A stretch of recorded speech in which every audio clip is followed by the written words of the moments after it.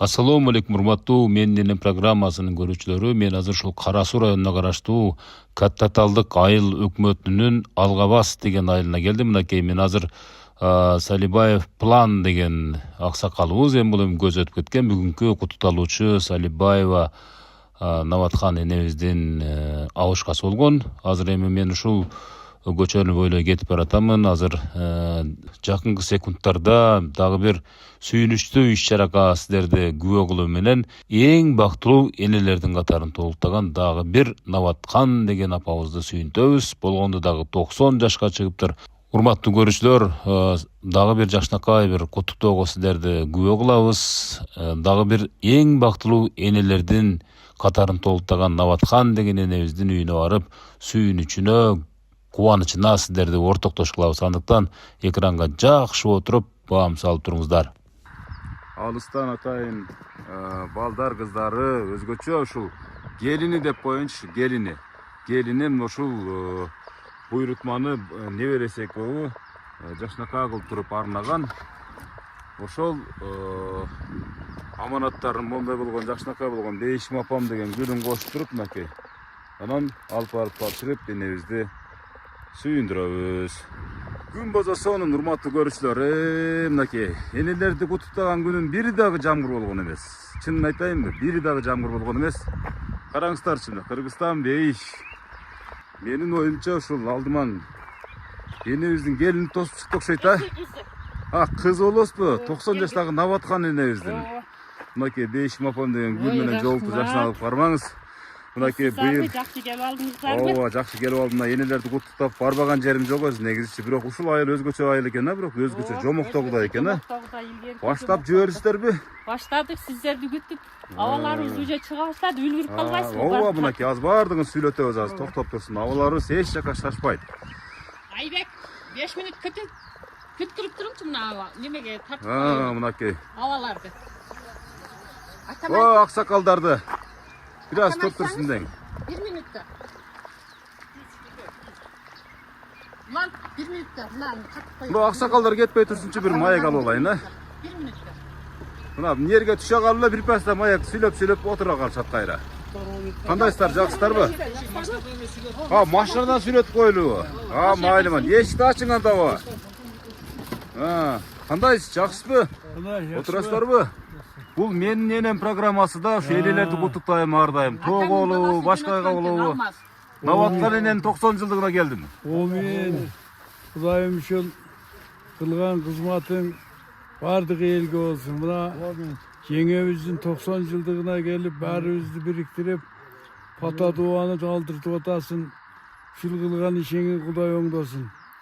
Жеңемдин балдары, кыздары тынч болсун. Балдарынын небере чебере кыбырасын көрсүн. Жеңеме дагы 100 жаш берип, 100 жашынан да тойлорун өткөрсүн. Не болду, шашылып кетип баратасыздар аба? Биз көп отурдук, бажок түйүп алдык. Түйүнчөктөрдү көтөрүп алыпсыздарбы? Сиз кимиз болосуз аба бүгүнкү энебиздин? Жакын кайнелеринен болом. Энебиз жеңеңиз болот экен да. Жеңем болот. Куттуктап кайттыңыз анан. Пилен акаман болот эле, оман болот эле. Пилен омам агайлыкты кылган. Осы адырга директор болгон. Агартарларында эмгек сиңириптир да. Şu директордун балдары. Şu Кудай берип балдары баары өнүп өсүп 1 айыл болду азыр. Тынч болсун. Бир армия болду десеңиз, а? Атың ким дедиң? Атым Өмүрзакова, Өмүрзак. Ömürün uzun bolsun. Atını, senin atını hem tilep koygan eken. Ömürün uzun, rızkın barak bolsun. Amin. Sizler kimiz olosuzlar aba? Bizde o şeyde koşnası, ben kudası olan kiçine balasının. Özü barız tuğan uruk boz. Navatin özünün şu 90 yıllık müharekesi kulluk bozsun. Ömür uzun bolsun, keleceği keng bolsun. Densolukları beken bolsun. Şu baldarının, kızlarının, nevre çevrelerin nurmasını görüp, yaxşı жүрүшлүктө Алла Таала şu nasip kılsın. Şu baldarının da ömürlerin rızklarını berekeli kılıp, densolukları beken bolsun. Toyları toygulansın. Daim жақсылыктар болсын. Менмек аба. Бир-эки сөз кошуп коюң эми сиз дагы. Болтуруң эле, бизден жакын туугандар болобуз, Кудайым. Ошо айткандар аксакалдарга кошулуп, бизден ошо энебиздин ошо үйлөй жылы куттуу болсун. Baldары nevreleri baktılı olsun, uzun ömür versin. Baktılı olup yaşaşka Kudayım Allah Teala özü nasip kılgan bolsun. Amin, aytlarыңыздар келсин. Мына эми жакшынакай болуп сиздердин дагы элесиңиздерди тасмага Алмазға чыгып bir алды папа беріп қойыңыз, алмаз жөнөттүр Москвадан апам Алмаз бақтан баласы. Өлмесхан деген келиндер бар экен, небере келиндери. Ооба. Мына ошолорго бата берип коюң. Amin Kudayım şu Moskova'da tapkan özüne buyursun. Esen aman eline gelip baktılı karayarlık versin onlara. Tani sak bolsun, ömür uzun bolsun Allah. Бир аз шашпай турдадыңыздар да бир танса панса тээп келесиңиздер эми. Каш эле кетип калып. Ememizde kulum sen bularga tagavul cemim ne olasın? Мен журналист болом, элдин адамы болом, журналистмин. Jurnalist olsan Kudayım ömrün uzun bolsun. Eldin çindik jağın, taza jağın tartıp жүрüp taza jurnalist bol. Biylike olup ketpegin, bu biylik degen jaman. Пулга кызыкпадың а, пулга. Bir gün var, bir gün yok ol biyliktin emeli. Kuday tüvelükti biylikti vermeydi. Oşun için taza jürgen adamların atı çıkıp atat. Buna Isagır Azakıp da aytabız, Mesaliyip de aytabız. Buna şular yegen emes eken, üyem salgan emes eken. Kuday vergen eken buna azır aytılıp atat. Har baylar baylıktı kılıp derin tartıp atat. Oşun için tenin sak bolsun, ömrüңүз bolsun. Амин айтканыңыздар. Ак жолоба, жакшы этип алыңыздар а. Урматтуу көрүүчүлөр, мынакей аксакалдар бир аз баягы бүгүнкү иш чарадан чыгып баратышкан учурда биз маек алып калдык. Азыр жүрүңүздөр эми баса бериңиздер. Нават энебиз каякта? Үйдүн ичиндеби? Мен алдыма басыңыздар а сиздер. Сиздер алдыма басыңыздар.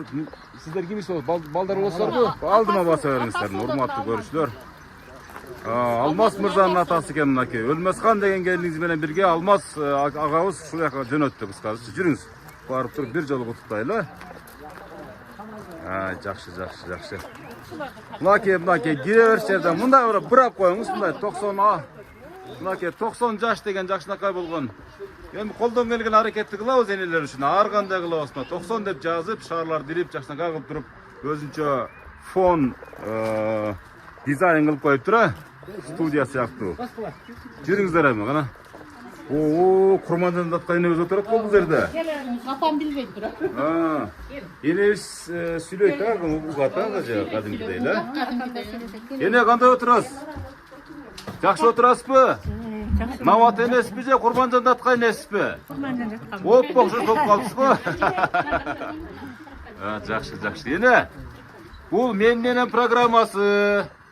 Алыскы Москвадан, Россиядан Алмаз деген небереңиз бар экен го, сиз баккан. Ошол менен келинчеги Өлмесхан деген ушул менен программасын чакырып, энени тартырып коелу деп мени бул жака буйруду. Анда сырткары балдар кыздары дагы мына ушул иш-чарага кошумча болуп, сизди куттуктап коюм өтүнүп атышат. Эне бир аз тынч турабыз а? Энебиз азыр кадимкидей эле угуп атабы? Эне, канчага чыктыңыз эне? 90га чыктым. 90га. 90га чыктыңыз, 90га чыктым. Эне, канча бала канча небере жаттатып коюңуздарбы же? Эме биз жардам берип айта беребиз.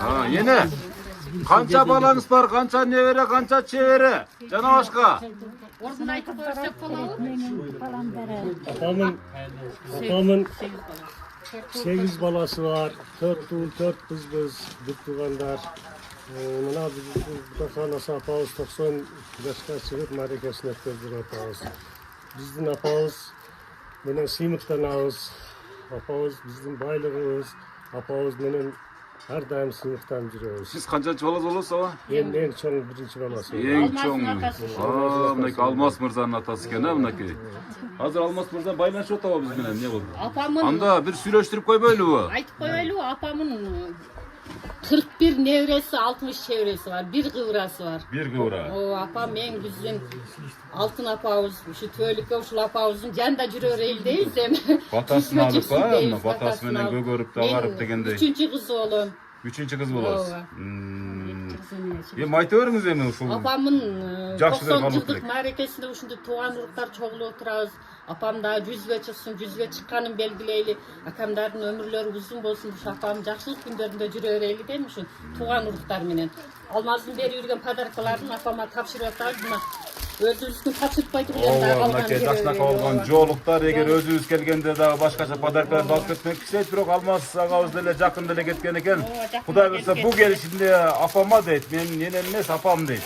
Апама өзгөчө подарка алып барам дейт. Мынакей жолукташыктар монда бешим апам деген жазуусу менен гүл, андан кийин 90 жаш деген торт экен да була. Буну кимдердин атынан бул 90 жаш? 90 жаш деген бул. Бир туугандардын атынан. Неберелеринин. Бардыгынын атынан, жакшы, жакшы. Жолугу апам Мынакей. алмаз жөнөттү. Алмаз мырза менен телефон берип койсоңуздар кана. Мынакей. Мынакей Москвадагы Алмаз балаңызна сиз менен сүйлөшкөн атат эне. Алмаз балаңыз Россиядан чалып атат, Москвадан.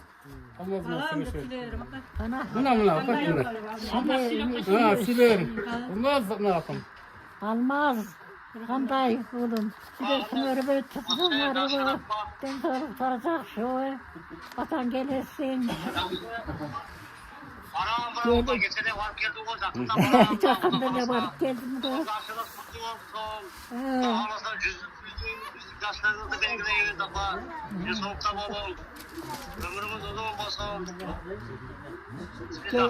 Gelin buraya gelin.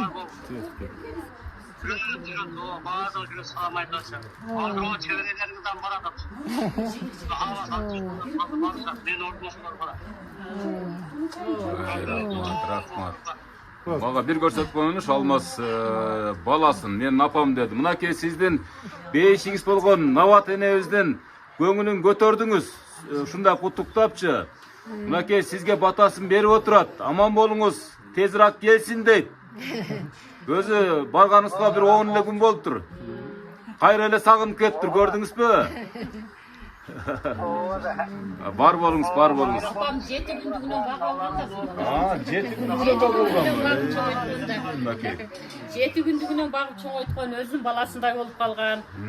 Ошол биз менен бир туугандай болуп калган. Рахмат укам дагы өмүр узун болсун. Анда балдарын үйлөгөн тоюна апам катышсын ушу небре тойлоруна. Көрдүң көркү болуп. Көрдүң көркү болуп, дел соолугу болуп, жакшы иштеп келсин ушу Алмаз. Рахмат.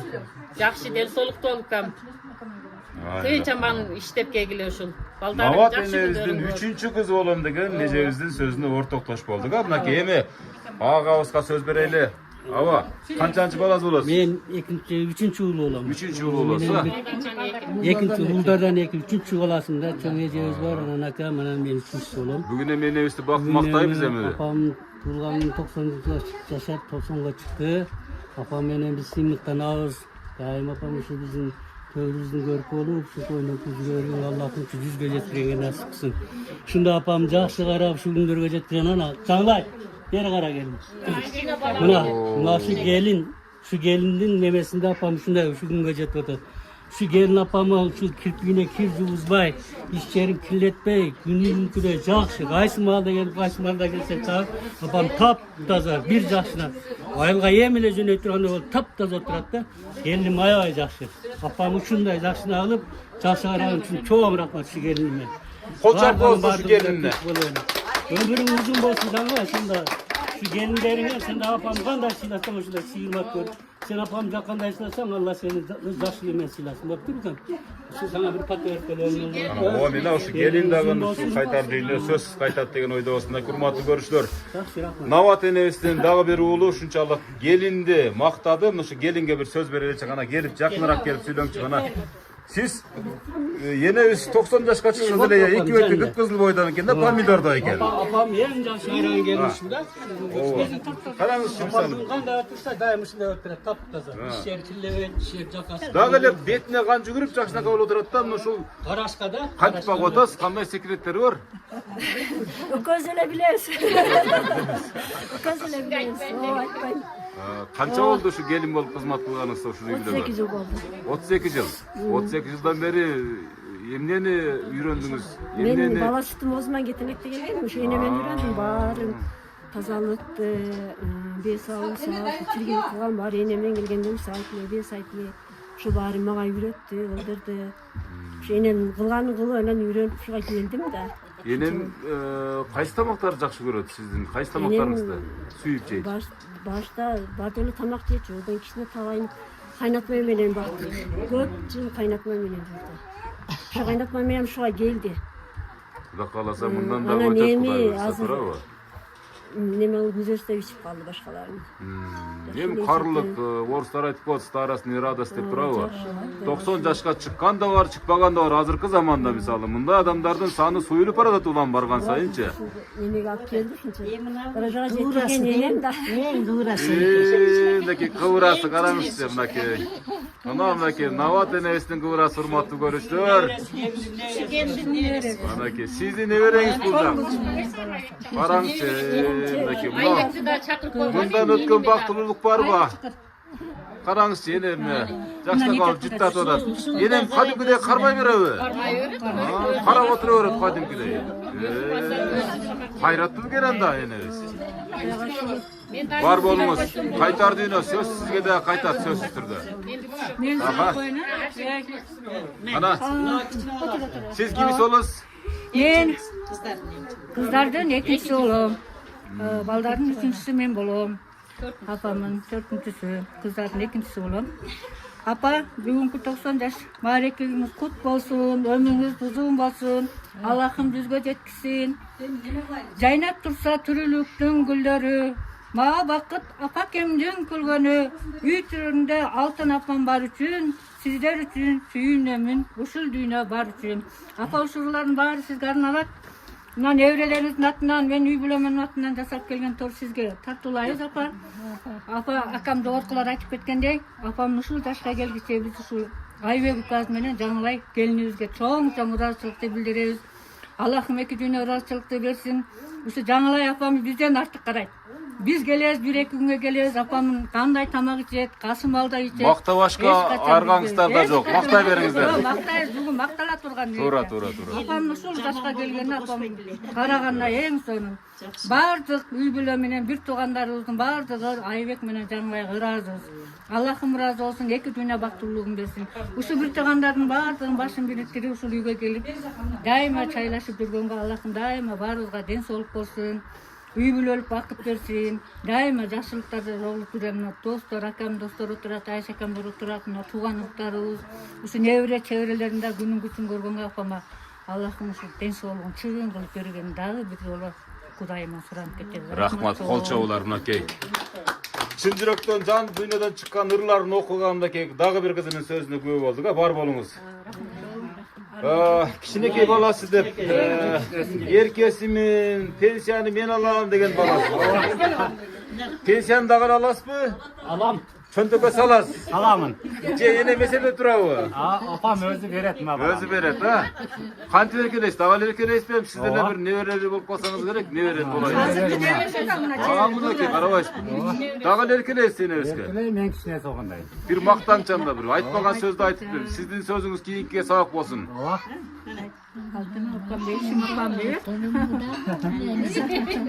Издеп турат. Айбегим каякта деп. Ана сизден бир жаштанга куттуктоо энебизге. Келдире деп отурат. Ушу балаңызды көбүрөөк сурайсызбы эне? Эшке чыксам аркаман жүгүрүп чыгат. Сиз дагы эле кичинекей көрүнөсүз да энебизгечи, жаш бала көрүнөсүз. Чыгынып калдыбы же болбосо мындай бир жака кетип калдыбы деп. Эргекке чыксам мен издеп жүрөт. Эргекке чыксаңыз дагы. Ага кетти, не болду? Курсаң ачпы, токпу? Иштиңби? Жаттыңбы? Турдуңбу деп издеп жүргөн айтма апам. Азамат. Рахмат сага ушунча келип тартып ушунча неме кылып атканыңа. Ден соолук берсин сага, апа менен ден соолук берсин. Кудайым 100 жашын ушинтип дагы тозгонго. Бергилейбиз, Кудай кааласа дагы. Насип кылган болсун. Насип кылган болсун. Амин. Сен де ушу дагы 100 жашына да келип тартып келсең. Ошон үчүн келдим да мына ошака. Иштеген ишиңе, коллективиңе дагы жакшылыктарды тилейбиз. Дайыма тойлордо ушундай ташкылдап жүрөбүз. Рахмат. Андан кийин кызыл сүйлөп. Колун кармап жытын-жыттап койгон гана кичинекей эркек уулу. Кол чаап коебуз мынакей урматтуу көрүүчүлөр, мынакей 90 жаштагы энебиздин 52 жаштагы уулунун сөзүнө ортоктош болдук мынакей. Ооба, атабыз жөнүндө кичине маалыматым бар. Ушу көчөгө дагы аты коюлган экен, План атабыз боюнча. Атамын, атам менен сыймыктанабыз, атам ушул мектепте директорге чейин иштеди. Канчалаган окуучуларды окутту. Ошол окуучулары жогорку билимдүү болуп, доктор наука чейин жетишти. Атам атына көчөбүз коюлду. Ушу балдарды тапкан атам менен апама миң рахмат. Атам дагы болсо ушу жакшы күндөрдү көрөт эле эми. Атам 104кө чыкмак, апаман бир аз жаш улуураак болгон. Ошонун балдары биз ушинтип Алмазда биз катары чоңойду жакшы күндөрдө.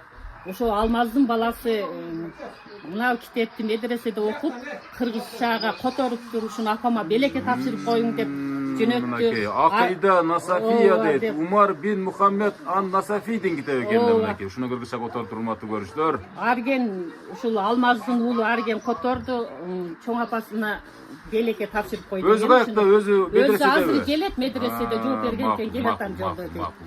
Апама подаркабыз бар, мына алтын шакектер. Кимдердин атынан алтын шакек? Кыздардын балдарынын атынан. Кыздардын балдарынын атынан мынакей жакшакай болгон энебизге. Мына китепти небереңиздин атынан.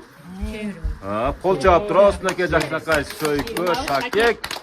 Келиңиз мына колуңуз. Алтын шакегиз кут болсун эне. Энем сандыгы алигери толуп калса керек, алтындарга. Туурабы? Өмүрүңүз өрсүн, ушу балдардын жакшы күндөрүн көрүп жүрөөрүң, Азаматсыздар, азаматсыздар. Айшене бүгүн 90 жылдык торкол тоюңуз кут болсун. Мына бүгүн канча кала тилектер айтылган болсо, ошо кала тилектердин баардыгын Кудайым кабыл кылып, Кудай карап насип кылса 100 жылдыгыңызды ушундай белгилеп, ошондо да ушундай чогулуп отурганга Кудайым насип кылсын.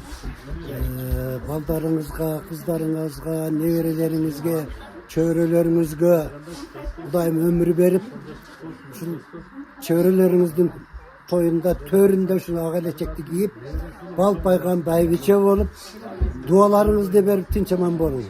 Мен айтканыңыз келсин. Калоо тилектердин баардыгын Кудайым кабыл кылсын. Айтканыңыз келсин. Рахмат. Мынакей дагы бир агабыздын сөзү ортокпош болду да кана. Эне. Айшинез туулган күнү 90 жылдык кут болсун. Айшинем дагы мындан ары дагы небере чөйрөлөрдү көрсүн. Оорубай сыркабай жүрсүн. Кичинесинен Айшинез чыйрак ушу балдарды эң жакшы кылып тарбиялаган. Азыр Алмазды дагы кичине кезинен 7 айлыгынан баштап тарбиялап, 7 күндүгүнөн баштап тарбиялап, окутуп, ошондой илимдүү кылып, азыр мынакей Бейшим апам деп немени Москвадан жөнөтүп атат. Алмаз, сага дагы рахмат, ушундай бүгүн апаң эстеп мындай подаркаларды жөнөтүп, сен дагы ушу Айшенем жашына жет. Ушу жерде отурганын баардыгы ушу Айшенем жашына жете эле. Мен айтканыңыз келсин. Мен. Кына акыл деген сизби ака? Жакшынакай бол энебиздин жанында куттуктап тур, өзүңүздүн жүрөктөн чыккан сөзү. Сиз улуу болосузбу? Канчанчы баласы болосуз? Мен атам менен апам 6-чы баласы. 6-чы баласы болосуз, мынакей. Мен ушул Кудайга жаш берип атканга ден соолук берсин. Дагы 100 жаш берсин, 100 жашында да ушинтип маарекелерин өткөрөлү. Мен дагы апамдын эрке баласымын, эркенен күчтүү эркелейм. Сиз эркелейсизби, катуу эркелейсизби? Ойбой. Эрке ушу пенсиянын жарымын алайын дейт экенсизби? Бекитип берет конфеттерди дагы. Ол пенсиянын жарымы эмес, көбүн эле мен алып кетем. Жакшы. Баарыбызга ден соолук, ушу биз тууган аметтик болойлу. Ушинтип жакшылыктардан кошо ушинтип чогуу жүрөлү. Апа, биздин пешенебизге бар болуң. Төрүбүздө балпай отура бериң. Сиз эң бай адамсыз да. Сиздер дагы эң бай адамсыздар. Кыргызстанда Матраевтардан байсыздар да, чын айткандачы. Себеп дегенде энебиз бар 90 жаштагы. Рахмат, бар болуңуз. Мынакей. Эң эркеси мен болом деп баштай берген мынакей. Дагы эле эркелейм деп. Биз алтын апамдын өмүрү узун болсун, ден соолугу чем болсун. Биздин пешенебизде дайыма төрүбүздө ушинтип бал байып, ойноп күлүп жүрө бериң апа. Сиз бар, биздин бактыбыз бар да. Ушу апабыз менен сыймыктанабыз.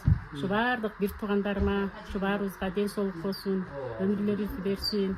Ушу балдардын, кыздардын жакшы күндөрүндө ушу апамы жетелеп алып, төрүндө дайым апам ушинтип жаркылдап ойноп күлүп жүрө берсин. Мен эң кичине кызымын.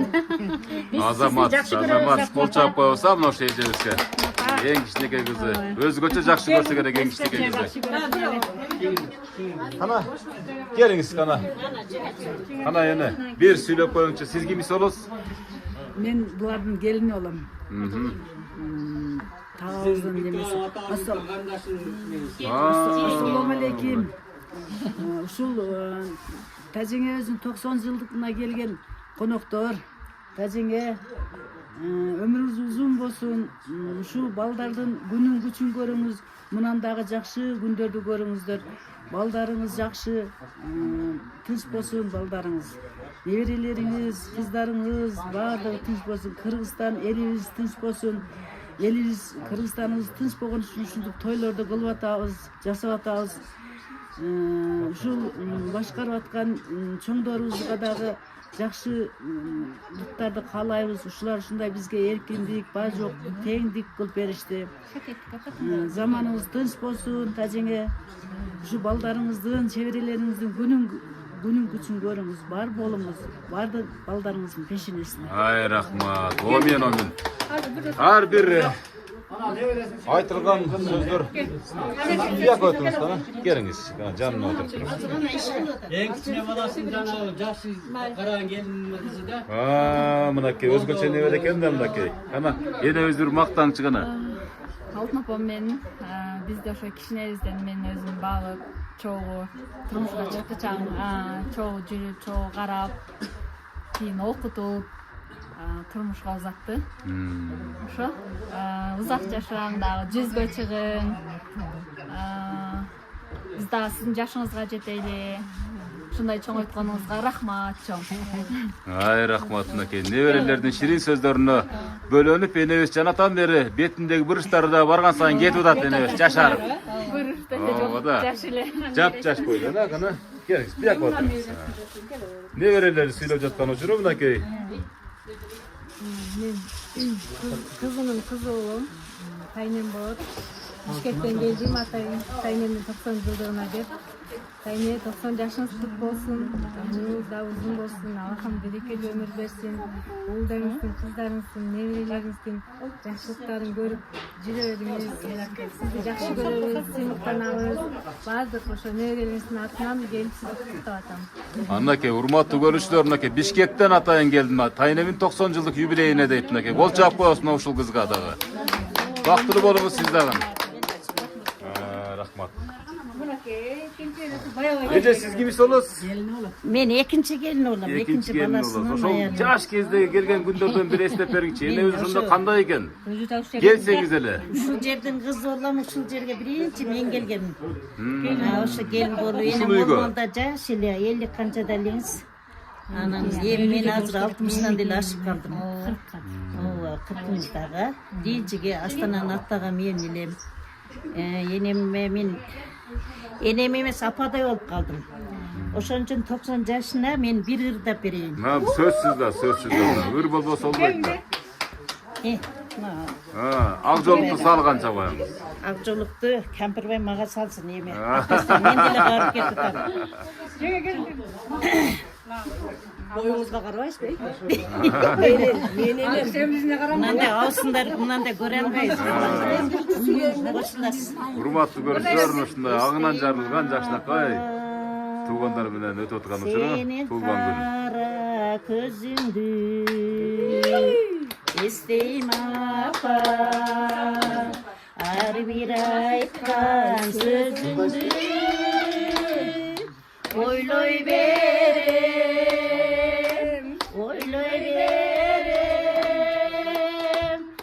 эстейм апа, ар бир сөзүңдү. Ой, азамат. Бубак чачкан чачтарым эстейм апа, айткан сөзүңдү эстейм эчен, ашулашкан чачтарым күткөндүрсүң мени ойлоп, күткөндүрсүң аппак чачыңды, күткөндүрсүң мени ойлоп, дасторконуң жайып атнаным. Azamatsına hurmatly görüşler. Şu yerge gelin bolup düştüm. 6 yıl bir kızım var, neverilerim var. Benim şu sıymığım uşul ene maga apa da mınday aytkanda özümün apam tarbiyalagandan bul jakta көбүрөөк tarbiya aldım deyim mындай 60'tan aşık kaldım kıyla tarbiya alıp uşularga men kayralı ece jеңе bolup kaldım bir tuganda bolup kaldım.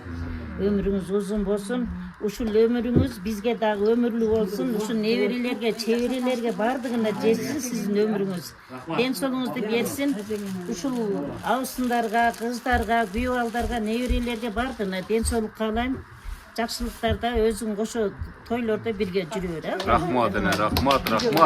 Kuday mırda sizin de uyuңuzga barabыз Pintetçe bir günü. Bu bumerang Kuday buyursa. Kana ece?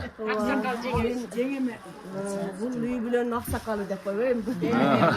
Эне 90 жаш юбилейиңиz кут болсун эне. Биздин кишиңизге тынч болуң. 100 жылдыгыңызды белгилейли, ушинтип жанаша сиздин жаныңызда отурайлык. Şu bala çakağınızın diğer çevirilerin жақсы gündörün görün ha yine. Oruan bu jaga aytkanda enemiz bizge apa olup kaldı. Tarbiyani biz apağızga karanda göre kaldı. Ömrümüz uzun bolsa yine. Kol çap olsun akacaksına kay bolgonda bir ekebizin sözüne ortakdoş bolduk. Var bolunguzlar. Yine özsün töle gülüp tursa, jılmayıp tursa, bul orada har daim toylar bolot ha mınakey. Sarpay tapşırıp ademleri daha жүрүп жаткан учуру ал арада. Урматтуу көрүүчүлөр, азыр биз энебизди bir айтып көрүмчү. Ама просто разы болот элек да. Энемни эптеп бир нерсе кылып, 1-2 саат бурдатып алабызбы? Ene ırdak benimçe. Мынакей дагы бир эжебиз келип кошулуп калды мынакей. Bul dagı gelini. Men da gelin olum. Sizden жакшы сөз. Эң эрке келинимин да өзүм таштырып кеттим. Сиңдиси болом. Апа, бүгүнкү майрамыңыз кут болсун. 90 жашыңыз, 100 жашыңызда да ушинтип ушундай сулуу бойдон жүрө бериңиз, ар дайым жаш боюнча эле жүрө бериңиз. Биз ушу 100 жашыңызда да ушул жерде өткөзүп, баардыгыбыз толук ушундай эме менен болойлу. Ушул курамда болойлу. Мен сизге ыр жаттап келдим эле. Анан толкунданганман, бияктан карап ырдайм эми. Жашартып жаратканым берсе эгер бүт болгон байлыгыңдан кечер элем сан жеткис түйшүгүңдү өзүм алсам апаке кадырыңа жетер белем аппак гүлсунам апа картай бачы ак сарай курам апа картай бачы алдыңа алтын төшөп беремин деп чок кармап турам апа картай бачы аламдын алпы болуп жаралсаң да бир жолку азабыңды чечер белем жусан аллам апа картай бачы ак сарай курам сага картай бачы алдыңа алтын төшөп беремин деп чок кармап турам апа картай бачы. Ой, рахмат, эже, рахмат, мынакей. Жашнакай болгон ырын арнаган келинибиз дагы аман эсен бактылуу болсун а мынакей энебиздин батасы тийип дегендей. Кана бөлөлөр экен а мынакей, сиңдилери деп кое берели мынакей. Кана жарыша сүйлөй бериңиздер, кимиңиздер баштайсыздар? Биз. Кана Bismillahirrahmanirrahim. Cediri içiri momun musulman jartkın Allah'a şükürler olsun, rahmatlar olsun, maktular olsun. Şu abjemin, bir tuğan abjemin 90 yaş kurağı kut bolsun abje. Cüzgöçün Allah'ın bergen yaşlı kança açıksansa budan bir yana baktılığı karılıktı nasip etsin. Eki düğüne baktılık nasip etsin. Abje şu ballarınız, kızlarınız bundan tip kelip topluluğu sizin юбилейді өткізіп жатады екен. Şu юбилейіңіз құт болсын абжем. Ешқашан оруаң Аллахым оруны бербесін. Жақсы көрген пенделеріңді қатарына қосып, бақтылы қарылық нәсіп етсін. Заманыңыз тыныш болсын, еліңіз тыныш болсын. Елдің көпті қатарына бала чақаларыңыз менен тыныш болойлық. Мына бір туғандарым отырады, мына сіңділерім отырады. Барыңарға чыңден соғылық ұзын өмір. Рахмат ушинтип абжем. 90 yaşında деп ойлабайт ешке мына жап-жассыз сиз менен сыймыктанабыз. Сизди дайыма мындай туу тутабыз. Лайым бизге да жуксун. Онон көрө оозубузга кичине да түкүрүп койгула. Түкүрүлсө катта түкүрүп алып, Рахмат. Кана эже? Абжем 90 yaşınız kutlu olsun. 110'ga çıkın. Daha hoş olmayı жақсы günlerinizde birge boloyluk. Nevirelerinizden, çevirilerinizden, bala çakalarınızdan, kızlarınızın hurmatın, çuldarınızın hurmatın, kızlarınızın hurmatın görün. Nevire çevirilerinizden göp, tıvra, kıvra görünüz.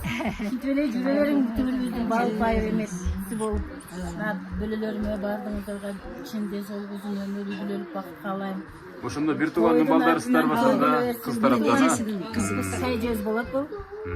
Рахмат, бар болуңуздар. Энебиздин эле батасын ала берсеңиздер эч кем болбойсуздар, Кудай кааласа. Энебиз бул турган турушу менен касиеттүү, турган турушу менен ыйык. Ошон үчүн батасын алган эч качан кем болбойт. Энебиз Курманжандатка. Курмандан мен энебизди Курманжандатка энебиз сыяктуу элестетип атам жактан берилечи. Ошондой эле. Атты минет эле ушундай кетип атканда. Атты жаш кез атты кийин минет беле. Ат минет эле монтип кетедилер. Ошон үчүн энебиз азыркы күндө ден соолугу ошон үчүн чың да. Алтыны бар десек элдер келип албасын, илгери элдер айтат эле бул катындын белинде кубаты бар, алтыны бар дейт эле. Аны алтыныңызды көрсөтүң десек каткырып койчу эле. Алтын барбы? Бетинде нур тамып турат. 90 жашында да бетинде нур тамып турат. Туура айтасыз. Бетине кызыл кан жүгүрүп, нур тамып турган энебизге мисалы азыр энебиздин кубанычында чек жок, чынын айтканда. Жаратан бери энебиз айла жок эле отурат, ушу туруп ушундай бир нары берип, ушундай бир кыйкырып басып берейин дейт. Бирок азыр эми баягы толкундар отурган чагы да, Кудай буйруса. Дагы ким калды сүйлөй тургандар? Апамын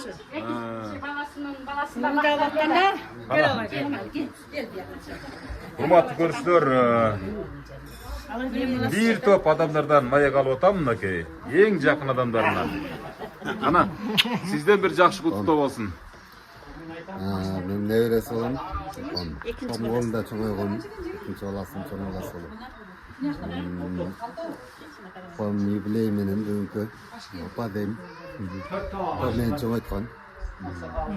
Бүгүн апам 90 жылдык юбилей экен, мен 20 жылдыгым дейм. Мына 20 жылдыгыңыз. Бир жылдык. Юбилейиңиз кутlu болсун, апа өмүрүңүздү берсин. Өмүрүңүз узун болсун, апа ушинтип жүрө бериң. Көрүүбүздүн көркү болуп. Апа.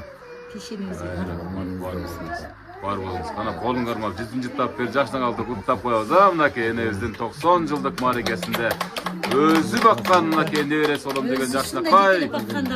Жигиттин сөзүнө. Жакшы, рахмат. Бар болуңуз. Дагы кимдер бар? Аха. Алмаз аке, сөз сизде. Мынакей бир жаштага бир куттуктоо айтайын деген экенсиз дагы бир, а? Айта бериңиз ага.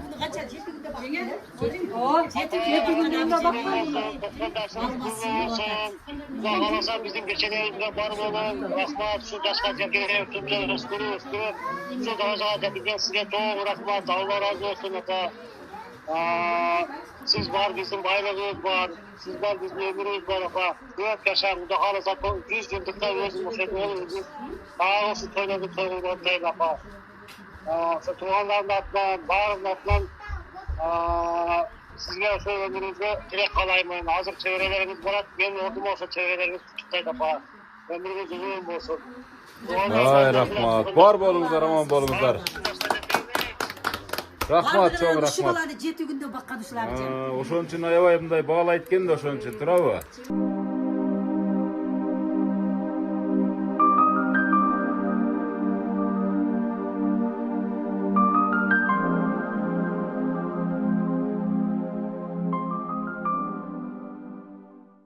Эне кандай отурасыз? Тынч аман отурасызбы? Нават энебизди куттуктаганы келдим эле, менин энем программасы. Энебизди сиз ушул жерден туруп куттуктасаңыз боло берет, эне? Ооба, майли. Мына аксакан бияк куттасын анан кийин. Энебиз Бери караң жеңе. 91ге чыккан энебиз мынакей. Эне деп туруп бери биз сүйлөп коюңчу гана. Сүйлөйлө. Бир аракет кылып көрүңчү. Сүйлөгөндө деле билбей калдык. Майли эме. Şu kayınsındım 90'ga çıkıptır. 100'ge çıksın ben kallarım. Ol kızın olmasını görüp. Nevire çevrelerin toyuna kaçışım.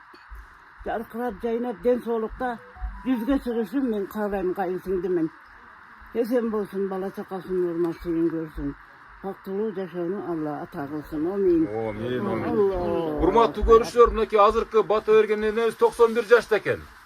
Нават энебиз бир тууган кайын сиңдиси болот экен мынакей. Kayınsındım bir tuğan kayınsındım. Нават энебиз 90 жаш, бияк 91 жаш болуп атат ошондо, туурабы? Туура элеби? Ана, эне сизден дагы бир жашнакайсыз. Ооба. Өзүңүз канчага чыгып отурасыз эне? Мен 73-74ге чыгып атам. 74ге чыгып атасыз, Ушул бир тууган тайжем болот. Ушул 90 жылдыгы кут кылсын. 90 жылдыгын дагы ушул 100ге чыгып жашай берсин. Төрдө балпайып байбише болуп балдарынын урмасыйын көрүп жүрсүн. Тууган уругу менен тынч болсун. Ден соолугу болсун, оорубасын, чыркабасын. Силерге дагы рахмат. Ana o men aytpangsыздар кетсин. Бир-эки ооз сөз кошуп коесуздар эне. Ошо биздин апежебиздин бүгүн 90 жылдыгы ошого баардыгыбыз тууган уруктар отурабыз. Бала чакасы менен тынч болсун, 100ге чыксын. Уул кыздардын сүйрүматын көрүп, небере чебелердин сүйрүматын көрсүн. Жайында сапар тойлорго жайсын, тойлоруна келели. Тууган урук тынч болсун, заманыбыз тынч болсун, эли журтубуз заман болсун. Ошолордун катарында силерден тынч болсуңар, рахмат. Рахмат, бар болуңуздар, Ай, рахмат. Мынакей. Нават тажыңыбыз мына күнү жылдар өтө береткен. Тажыңыбыз 90 жылдык юбилейине келип отурабыз. Кудайым ушу тажыңыбызга ден соолук, узун өмүр, дагы ушу балдар, кыздардын, небере чеберлердин, куурулардын күнү күчүн көрүүгө Аллах Таала насип кылсын. Кудайым дасторкон укам дасторконун ар дайым жакшылыкка, жакшы күндө тойлорго жайылсын. Ушу тажыңымдын өмүрү узун болуп, дагы көп жашасын. Рахмат. Энебиз сүйлөгөн, энебиз аябай сүйлөгөн. Кана эне. Tacegim tuğan kızını öldüğünüzden kutlayım. Tacegim benim uzun olsun bana çakadan. Üzüldüğünü kırmızılarını, pardon, üzüldüğünü kırmızılarını tacegim daha köp yaşasın. Айтқаныңыз келсин, өмүрлүү болсун, Туғандар бүгін тажыңыбыздың 90 жылдық юбилейінде отырабыз. Тажыңыбыз тынч болсын, ден соолук берсин Кудайым, өмүрү узун болсун, бала чакасын, небере чеберлерин тойлорунда да ушундай дуба берип жүрө берсин. Ушул кампирдин жашын берсин бардыгыбызга. Не дейбиз эми? Балдары үй бүлөлөр менен тынч болсун. Дайыма ушундай жакшы күндөрдө туугандар чогуу чаран ушундай жакшылыктарда жоолугушуп жүрө берели. Бүгүн да 22 май энебиздин туулган күнү 90 жаш болуп отурат. Мындай жаштардын баарыбызга насип этсин. Азыркы заманда бул 90га чыгыш өтө кыйын. Энебиз жапжаш эле бойдон турат. Буюрса 100ге чыгат энебиз. Ушул бүгүнкү тагаларыбыз кылып аткан жакшы актасторкондор, ыйыксандар энебиздин тагабыздын ошол немесине алып келсин. Энебиз жакшы дагы небере чебере кыйбыла тойлорун көргөнгө насип этсин. Тагаларыбыздын үй бүлөлөрүнө баа тынччылык, аманчылык болсун, ушулөрдө жакшылык эле боло берсин. Баарыбыз тууган урук менен жакшылыктарда көрүшүп жүргөнгө насип этсин. Рахмат. Аба сиз да бир-эки ооз кошуп коюң, эми кадыр кийлешип калдыңыз. Ne diyeceğim, bugünkü gün bizge en sıymaklı gün eken, tuğan eken, tacınızın 90 yıllık юбилейи.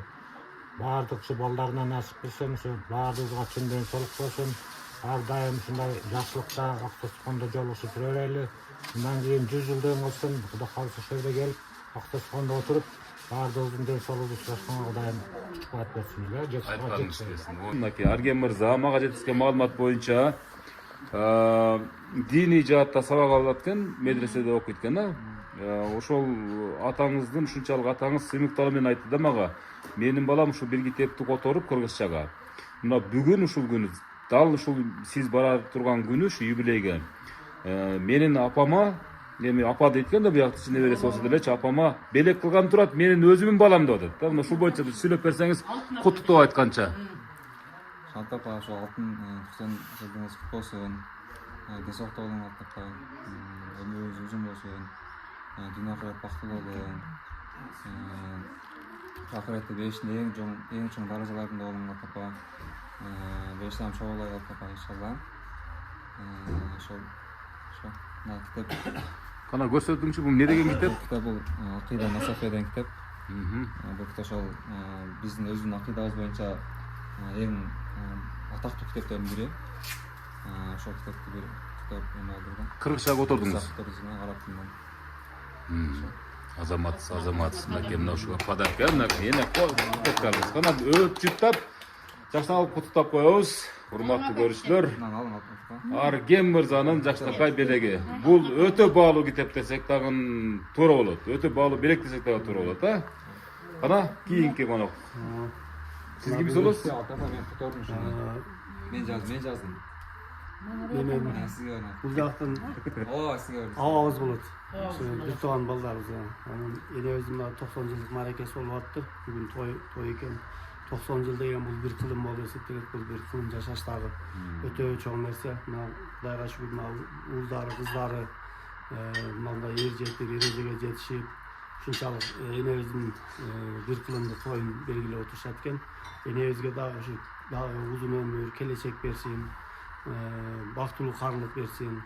Ушул балдарына, кыздарына, неберелерине дагы ушул энебиздин жашын берсин. Кыскасы жакшы күндөрдө неберелердин тоюн көрүп, жакшылыктарын көрүп жүрөрсүн. Энеңиздин тою кут болсун. Рахмат силерге дагы ушунча келип, кызмат кылып, силерге дагы ушул жаш берсин. Рахмат, энебиздин батасын алдык, мынакей. Келиңиздер. Мына бүгүн 22 май тажеңебиздин 90 жылдык торколуу тоюнда отурабыз. Тажеңеме дагы ден соолук, узун өмүр, балдарын, кыздарын, небере чеберлерин тойлорунда көрүп жүрсүн. Бейшенен таманында дейт. Ошондой эле ушу бала чакасына дубасын берип, ушу тажеңенин жашын баарыбызга берсин. Өчпөгөн өмүр, кирдебес көңүл, ар дайым шаттык, арчадай жаштык каалайм. Ай, рахмат. Бар болуңуздар эне. Жакшы туруң эне, жакшы туруң. Рахмат.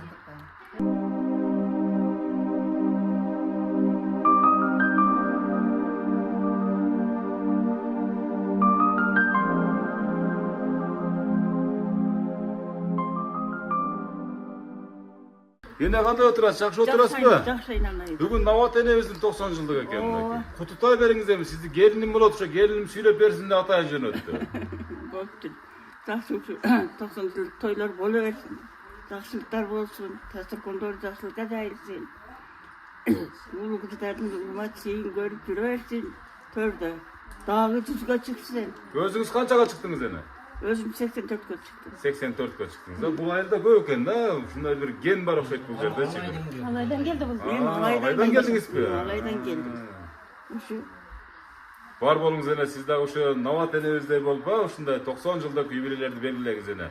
Ошондо барып бакылдап сүйлөп турайын мен дагы барып, сиздин төрүңүздө. Силерге өмүр берсин дагы. Рахмат. Тойлордо катышып жүрө бергиле, тынч болсун. Рахмат. Сиздер сүйлөдүңүздөрбү? Мен ошо Нават абыжамдын эң чоң абыжесинин баласымын. Ошо абыжамдын бүгүн 90 жылдык юбилей экен, ошого келип отурабыз. Абыжам 90 ашып 100га барсын, ошону каалайбыз. Тастаркондору жакшылыкка жайылсын. Уулдун урматын, кыздын кызматын көрсүн, ушу неберелери, чеберлерин ушу жыттап, ушу жүрө берсин. Биз ошого тилектешпиз. Рахмат, айтканыңыздар келсин. Men de şu kasım diyaktım. Biz de şu abim 100'ge çıkışın kalayız. Boldu deseniz odan başkanı gideyiz. 100'ge çıksın ana söyleşeriz dep koysanız. Allah Muhatabcığım 90 yıllık jubileyi kutlu olsun. Daha 100'ge çıksın. Kudayım yaşlıklarımızda жүрөйүн. Жақшылықтар болсын, тойлар болсын, а? Toylar bolsun. Тойларга келүүлө жүрөңүздөр силер дагы энебиздин. Кана? Biz de şu ecem 90 yıllık юбилейиме куттайбыз. Ejeme денсаулык берсин, ушул балдарым, кыздарым, келиндерим, пиондарын жакшы күндөрүн көрсүн. Неберелерин, чеберелерин кыйра көрсүн. 100 жылдык келели биз дайым. Сөзсүз түрдө ошол күндөр насип этсин, а? Эне өзү азыр бата берет, баарыңыздарга тиет деген ойдомун. Кана эже? Biz de şu жақсы эле тойлор боло берсин. Анан кийин дагы жакшы тойлор болсун. Şu 100'ge чыгып 100 жашка чыккан тою болсун. Жакшы ушу балдардын, кыздардын жакшы күндөрүн көрө берсин эжебиз. Şu тойлор эле болсун. Тойлар болсын. Энебиздин үй тойканага айлансынлайм, а? Жакшы туруңуздар анда. Assalomu alaykum. Bugungi shu nazarda жарашкан чөмөнөм. Наатан. Менин бүгүнкү туулган куту болсун. 90 жылдык маракеси. Куту болсун. Ушул чөмөнөм менен сыймыктанан мен ушул чөмөнөмдүн кийинки кыздарына, келиндерине, ушул кандай эле болсун кыз келиндердин баарына ушул чөмөнөм жакшы көрүшүн, чөмөнөм жашына жетишсин. Денсаулыгы чың болсун, өмүрү узун болсун. План чоң атабыз бактылуу күндөрдө тоордо жашашкан. Мен ушул чөмөнөмдүн баласы Абдылдыбек атамдын аты. Туугандардын атында Алайбек деп коюшат. Ошо Алайбектин экинчи баласы болом. Чөмөнөмдүн небереси болом, экинчи баласы. Ушул баардык бүгүнкү айтылган жакшылыктарды, жакшы кабылоодо Жаратқан Аллах кабыл кылган болсун. Ушундай күлүп жайнап, биздин маңдайыбызда, биздин төрүбүздүн, ушул үйдүн куту көрүн көп болуп жүрө берсин. Балда чыккан менен ушу денсаулыктын баарын куттуган Бар болса, энебиздин батасы тийип, сиздер дагы нагара бериңиздер, көгөрө бериңиздер дегенде, э? Денсаулыктарыңыздар. Кана? Бир-эки ооз сөз кошуп коюңуз, кана? Мен эң кичине ушу үйдүн баласымын. Биз чоң энебиз Алтын апа деп чоңойгонбуз. Алтын апам бүгүнкү 90 жаш куту болсун. Дагы көп жашасын. Ар дайым ушул төрүбүздүн көркү болуп жүрө берсин. Неберелери, кыздары баары ушу Алтын апамдын жашына жетели. Тынч бололу. Үйлөнгөндө энебиз ушул сиздин тоюңуздун төрүндө көрүп болуп турсун, а, Кудай кааласа. Кана? Келиңиз, саламатчылык. Бүгүнкү чоң энебиздин 90 жылдык юбилейи куту болсун. Баардык жакшы айткан каалоо тилектерге кошулам мен дагы. Баардык ушул жердеги кыздары, балдары чоң энебиздин жашына жетсин. Дайым өмүрүн берсин. Ушу кууралардын тойлорун көрсүн, чоң энебиз. Айтканыңыз келсин, а? Мына урматтуу көрүшөр. Чоң энебизге өмүр берсин дагы. Ооба дагы өмүр берсин. 100 жылдык ушул үйдө ушул эң кичи баккан Айбектин акам дагы денсаулыгы чың болсун жеңилко. Ушул кандай гана күндөргө болсун ушул жеңемдер карайт. Ушул укам дагы үйлөнсө ушул укам дагы келиндин колуна чай ичкен болсун. Ошол күндөргө Акаларыңар менен, келинги сөздөр менен, тууган уруктар менен баарыңар заманыбыз тынч болсун, баарыңар өзүңүздүн өмүрүңүз Кудайым ушинтип өзүң айтып атат балам. Омин эле, омин. Өмүрүң узун болсун дейт, ушинтип кызмат кыла бер деп атат. Үй бүлөңө бакыт деп. Керегине жарап тартып жүрөйүн. Заманыбыз тынч болсун, бала чака эсен болсун, эли журт тынч болсун. Bunun tulamana kalak.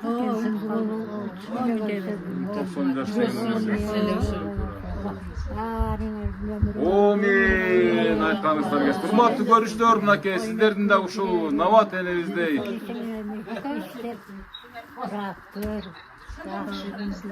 Омин айтканыңыз келсин, айтканыңыз келсин.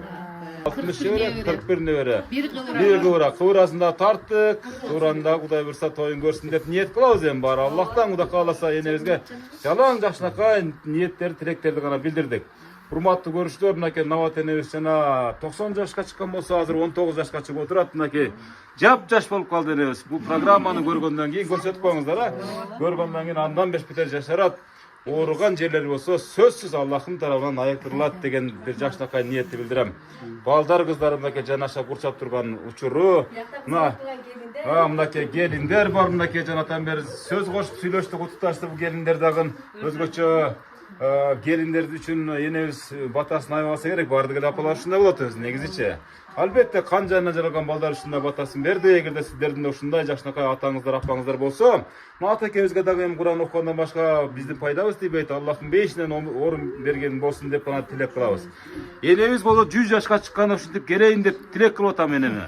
Кудай кааласа, омин омин, а. Ошол күндөргө жеткизсин. Жакшы туруңуздар. Аман эсен болуңуздар.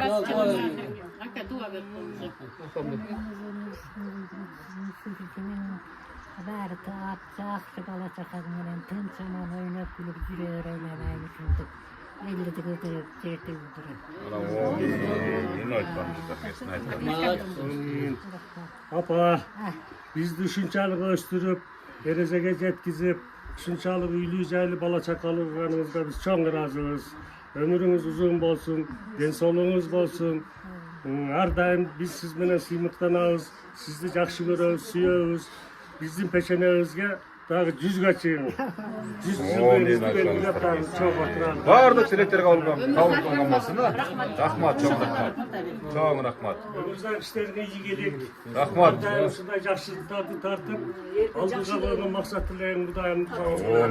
Айтканыңыздар келсин. Жакшы туруңуздар.